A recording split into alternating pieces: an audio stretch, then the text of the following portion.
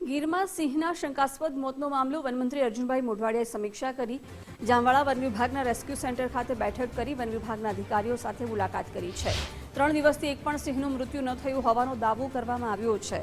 આજે સમીક્ષા કરવામાં આવી। ગીરમાં સિંહના શંકાસ્પદ મોત મામલે વનમંત્રી અર્જુનભાઈ મોઢવાડિયાએ સમીક્ષા કરી, જ્યાં જામવાળા વન વિભાગના રેસ્ક્યુ સેન્ટર સાથે બેઠક કરી વન વિભાગના અધિકારીઓ સાથે મુલાકાત કરી હતી, જેમાં 3 દિવસથી એક પણ સિંહનું મૃત્યુ ન થયું હોવાનો દાવો થઈ રહ્યો છે।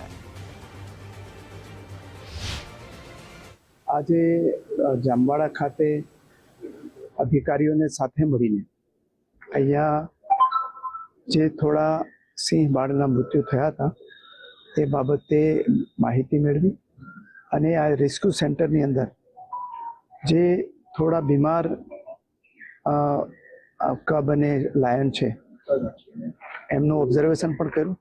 અત્યારે કુલ બંને જગ્યાએ મળીને 17 જેટલા જે લાયન છે એ ઓબ્ઝર્વેશન હેઠળ છે।